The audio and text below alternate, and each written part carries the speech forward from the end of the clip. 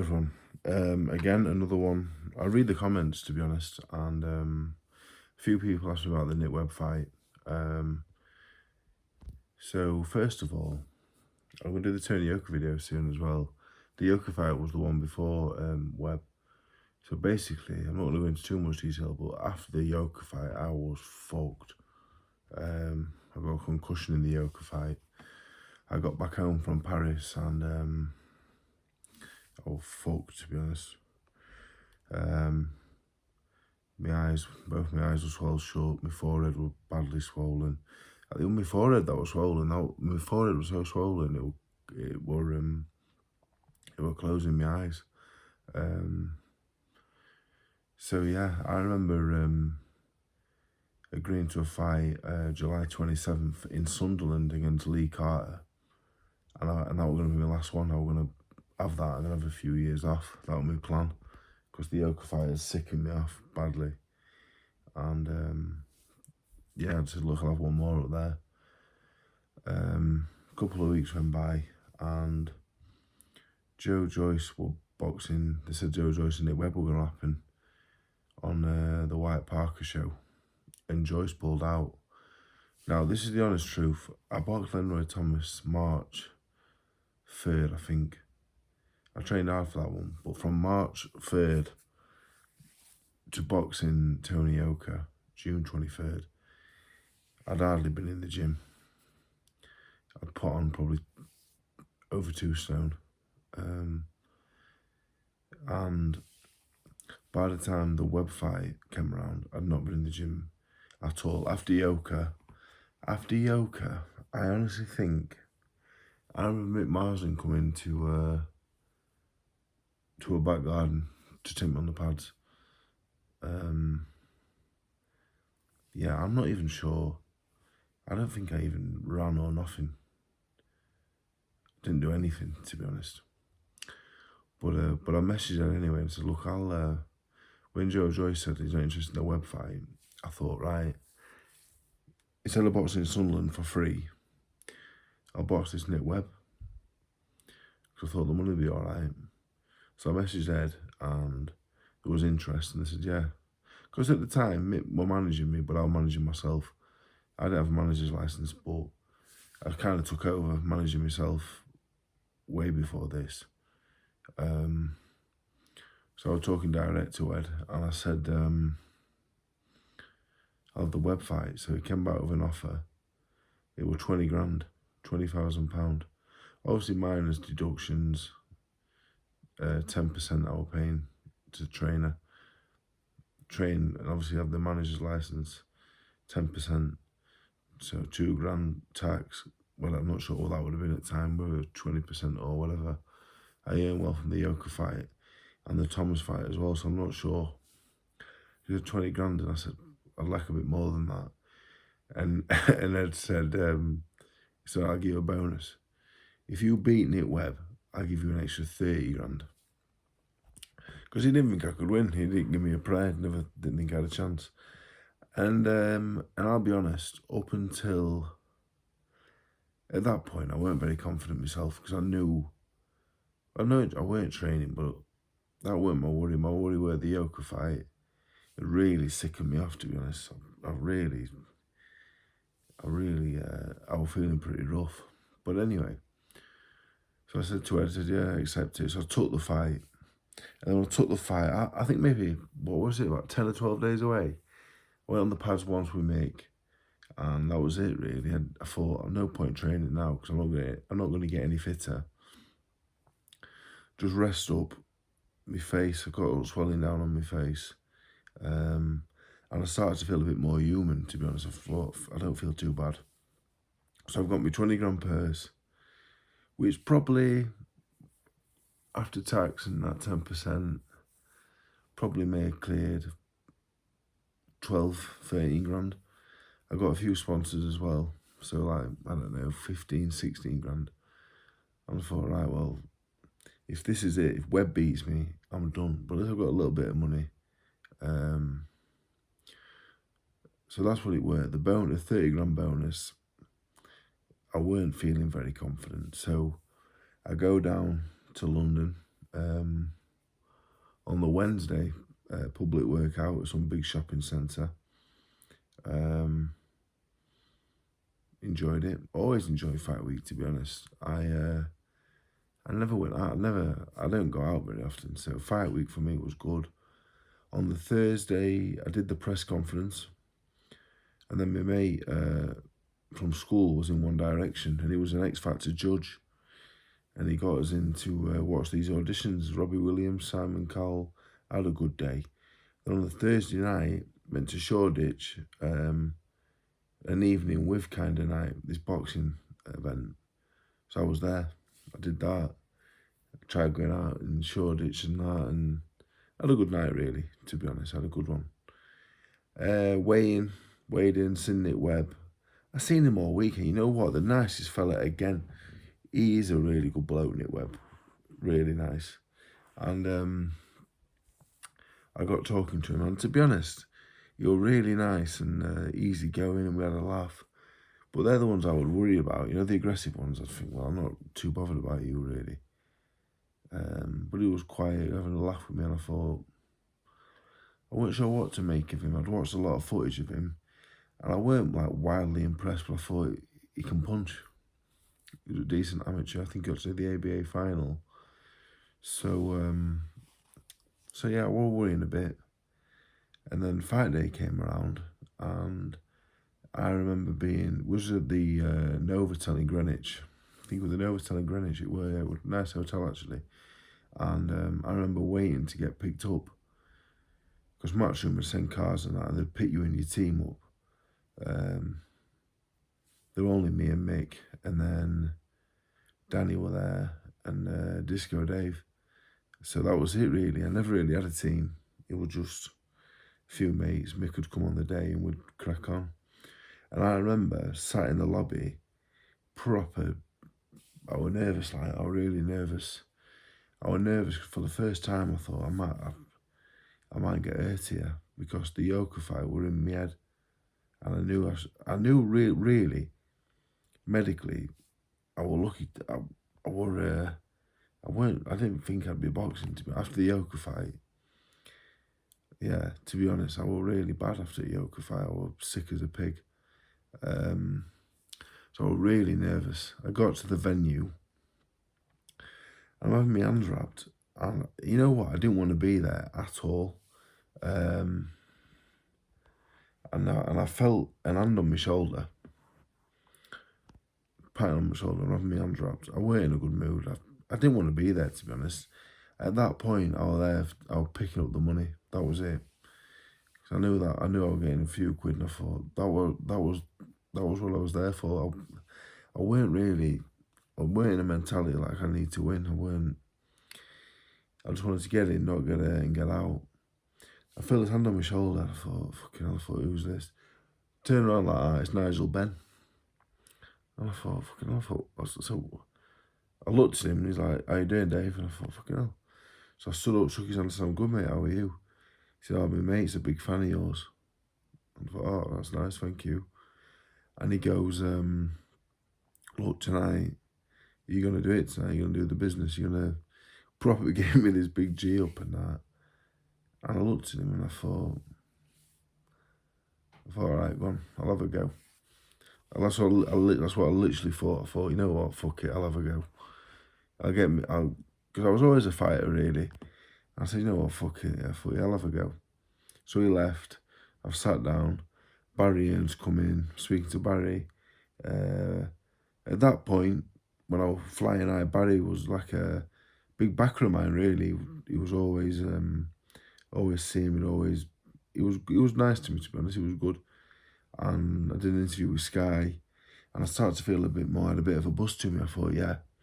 And then the next interesting thing that happened was Scott Welsh came into the changing rooms, and we were going to wear certain gloves. I can't remember what I was going to wear. I always wore Everlast MX.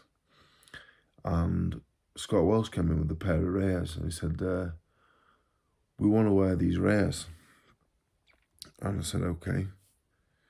He said, are you all right with that? And to be honest, I couldn't care less what gloves I'm wearing. I'm not interested. said, what do you want to wear these gloves for? And he looked at me and said, these are a puncher's glove. We want to wear these because we want to wear these puncher's gloves. And I said to him, so that's fine by me, yeah. We can wear puncher's gloves if you want. You might regret it though. So he gives me these gold rares. They're hung up in mixed gym, or they were the last time I went. And so anyway, the fight started, and we walked to the ring. And this was you know what, I was getting popular before then, but this was the first time the crowd, it weren't packed out yet at the O2, but it was busy. And I never got a cheer like it, and I thought, fucking hell. So as the night goes on, I'm starting to really get fucking G'd up and that. But for me, that didn't mean I'm going to be aggressive, because that wasn't my nature to be like that. That wasn't really what I was about as a boxer. You know, no amount of crowd noise is going to make me go away from what I'm about. So I remember Nick Webb walking to the ring and announcing us. Don't get me wrong, still a bit nervous. You know, till you feel the power in that, you're very unsure whether they've got a knockout puncher's record or not. Until that first round, that first 30 seconds, you don't really know what's gonna happen. You don't know how they're gonna rate. You don't know how strong they are. You don't know how fast they're gonna start. So the bell goes, and within 30 seconds, I thought, fuck me. I thought, you're not very good. And I'm not saying that in an offensive way, but because I've just boxed Yoka, been in with Ortiz and White, and the first 30 seconds I thought, you're not that good, to be honest. And after a minute, I thought, it's a matter of time. Genuinely. I've watched the commentary back since, and I remember listening to Matt Macklin, he was like, oh, Dave Allen's, he's getting out of box, this and that. I genuinely knew a minute in, I thought, I want to knock him out, it's a matter of time. The first round were really easy. I was just blocking and catching his punches, having a little walk now and again, but just hitting with a jab every now and again, just banging that jab in his face. So I watched the corner after the first round. The second round, more the same. In the second round, he won the second round much clearer and bigger, and he had some success. But I didn't mind that. I was giving him enough rope, really. I wanted him to throw punches, to be honest. Yeah. Sometimes, yeah, I wanted him to throw punches. I didn't mind catching a few. They weren't hurting me. They weren't getting through. I thought, yeah, if you think you're bothering me, that's fine. Throw another 3 or 4. You know, when you throw one at a time, that's not good for me. I want you to throw 3 or 4 because you're not hitting me. You're not hitting me properly, at least. So, round 3 again. Round 3, I started to have a little bit more success. And he's blowing. He was blowing, to be honest. He was absolutely knackered after 3 rounds. I'm at the corner for the end of the 3rd round. I'm talking to Mick, and I'm just, it was easy, really, genuinely. I've not trained for 5 months. Genuinely not really done much at all. And it were easy. And I looked to me right hand side, and Eddie and Barry were there saying, fucking hell, throw some fucking punches. And I just said, I remember saying, yeah, relax, don't worry, it's fine. And I meant it as well. I weren't bluffing or nothing. It was comfortable. So I went out for the 4th round. The first minute again, I weren't bothered about doing much. I weren't bothered about hitting him. I just wanted him to throw some punches. I think, I'm not saying I was a world beater, because I definitely wasn't. I was just in a comment there saying Dave Allen, he weren't very good. He weren't good enough. I don't think that's the case. I think I had a fantastic boxing brain. I was very experienced and clever. I wasn't big enough or retarded enough. It was the size and the power and the speed, which is why I didn't go to the top, to be honest. They're the 3 attributes I lacked massively. But I was clever enough. And with Webb, yeah, the first minute, I let him punch again. Let him think he's on top. That's fine, because I knew he didn't have 10 rounds in him. So after the first minute, I just upped the pace a little bit. Not even with my punches really, just with my my feet. Because if I step into his distance, he felt the need to punch.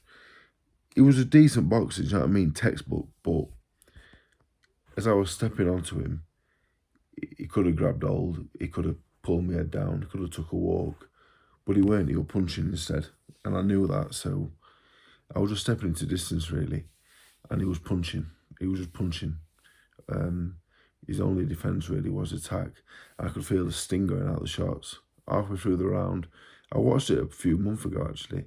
I caught him with an overhand right, caught him on top of the head. Didn't catch him properly. But again, he just came straight back at me, and I just thought, I genuinely didn't think I was going to knock him out at this point. I just thought he's going to collapse in 2 or 3 rounds. He's gone, like, he's going to fall into a heap, just collapse into a heap on the floor. Exhaustion, really. When you've not boxed in a competitive fight in a big arena like that, the first time you do it, it takes a lot out of you. And then with about 40 seconds to go, he pushes me down in the corner. I take a deep breath, and I just think, right, I'm just going to put a lot into this 40 seconds now. Again, not thinking I'm really going to stop him at this point. I still thought he had a little bit of something left. But just up it a bit, up it now. You know, put a big 40 seconds in. I've got a minute to get my breath back, because I can fight all day long, but I can't do it for a full round because I'm going to blow myself out. So I've started pushing him. The jab really, I was hitting him with a stiff jab, and then just started touching him in the body, just touching him around the body. And then I've hit him in the body twice with a left hook. And then the third time, I've given him the eyes. As I'm going to the body, I give him the eyes. He was knackered, to be honest. He looked down, gone to catch it, just gone over the top of him on the chin and outed him. And I was buzzing, yeah, to be honest. Probably better than the Brown win, to be honest. Because if I lost to Webb, I knew it were over. You know, there was nothing left for me really. I lost at that level. So yeah, I was fucking buzzing. I could have cried. I nearly cried.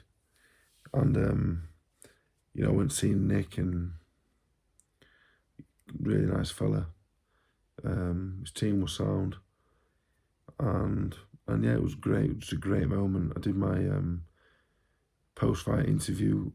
They kind of stopped the whole show really for about 10 minutes and interviewed me. The whole place just went silent. And every time I finished talking, the whole place would just go mental. It